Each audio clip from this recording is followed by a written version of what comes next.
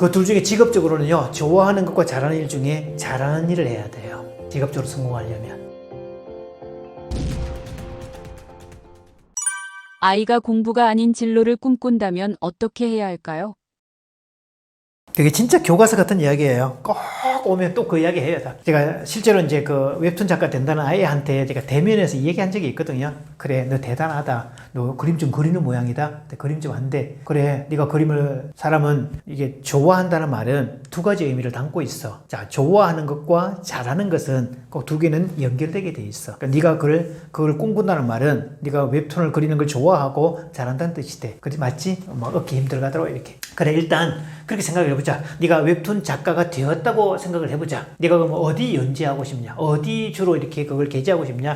네이버 웹툰 하고 싶대. 오케이. 그럼 자, 일단 전제. 네이버 웹툰 작가가 됐다고 전제하자. 그러면 네가 앞으로 몇 편이나 올릴 수 있을까? 일단 등재는 됐어 이제. 그러니까 매 주마다 아니면 단위가 뭐 주에 2번이든 주에 1번이든 단위를 정할 거잖아 이렇게. 그때마다 너는 그 시간 마감 시간 안에 원고를 보내야지 그림을. 야, 그 콘텐츠는 뭘로 만들래? 그 내용은 뭘로 만들 건데? 그 상상력을 동원하면 그 상상력의 바탕은 뭘로 할 건데? 배경에 뭐 어떻게 할 거냐? 내가 가만히 생각을 하더라고 이렇게. 그래서 그런 얘기를 했죠. 그 연예인들 중에 반짝 떴다가 가장 먼저 사라지는, 한때 인기 절정이었다가 하루아침에 안 보이는 그 연예인이 어떤 직업인 줄 아냐? 개그맨들이라고. 그래서 개그맨들이 하는 일 중에 90%가 뭔 줄 아니? 대답을 안 하고 있더라고요. 아이디어 짜는 거야. 걔네들은 아이디어를 못 만들면, 콘티를 못 만들면 이걸 할 수가 없어. 그래서 평소에 연예인들이 하는 게 늘 뭐 하는가 하면 영화 같은 걸 그렇게 많이 보고 독서를 많이 하고 사물도 유심히 관찰을 해. 왜? 그거를 봐야 아이디어를 째낼 수 있어. 이게 안 되면 아무리 재능이 있고 연기도 잘하고 웃기기도 잘하고 뛰어나도 하루아침에 반짝 뜨지 지속적으로 가지 못해. 그런 부분에서. 그래서 연예인에게 중요한 것은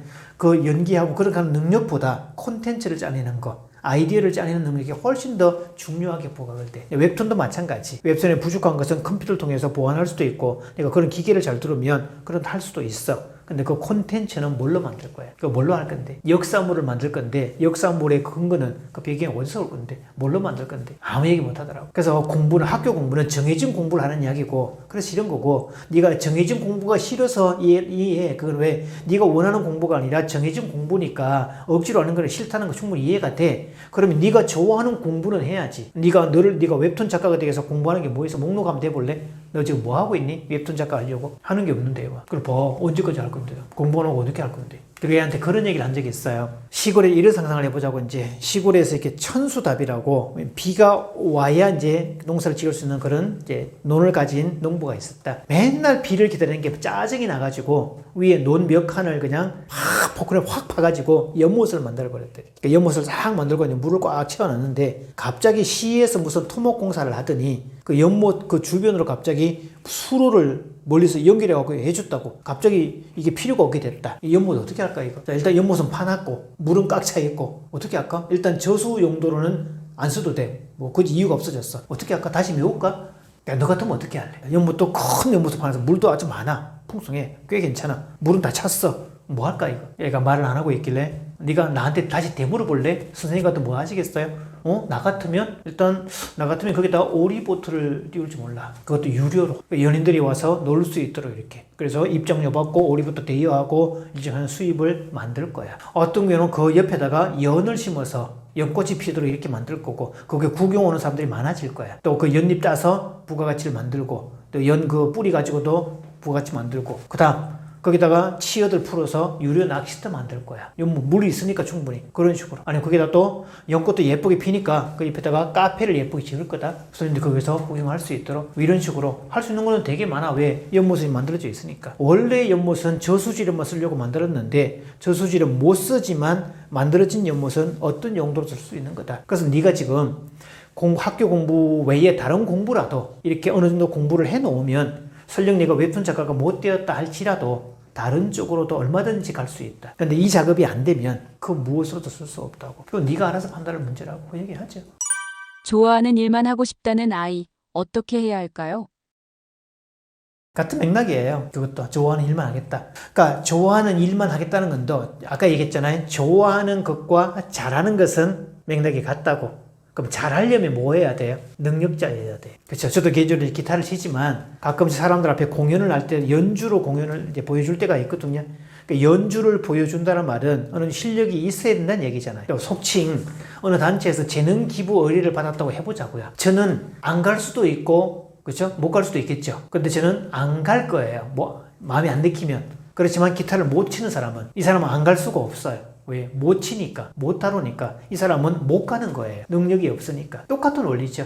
그러니까 좋아하는 일만 하고 싶은 건 거의 바람이고, 그걸 하려면 거기에 대한 능력을 갖추어야 그게 가능하지. 능력을 갖추지 못하면 아무리 좋아해도 그거 못해요. 생각을 해봐야 돼. 내가 스키 타는 걸 진짜 좋아해. 그거만 하고 싶어. 살고 싶어. 그런데 스키에 쓸 줄도 몰라. 말도 안 되는 이야기죠. 서핑을 무지하게 좋아하는데 수영도 못해. 그러면 뭐 꿈도 못 꿀 이야기죠. 그러니까 서핑을 한다는 말은 기본적으로 수영을 할 줄 알아야 되고, 그리고 파도의 높낮이에 따라서 이제 탈 줄 알아야 되고, 그러면 파도가 높을수록 쾌재를 부르겠죠.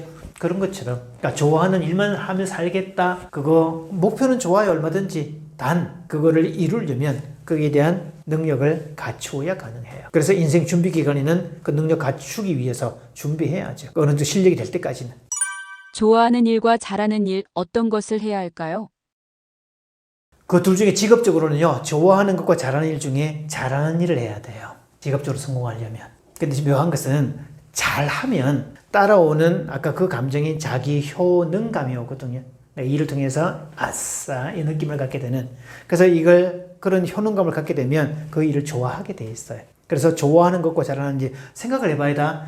나는 내가 기타를 치는데 내가 좋아해서 기타를 쳐. 근데 봐주는 사람이 아무도 안 봐줘. 그 사람들이 저것도 뭐 연주냐? 어이씨, 진짜 소음이잖아 저거. 이렇게 나와요. 그러면 무대에 설 수가 없어요.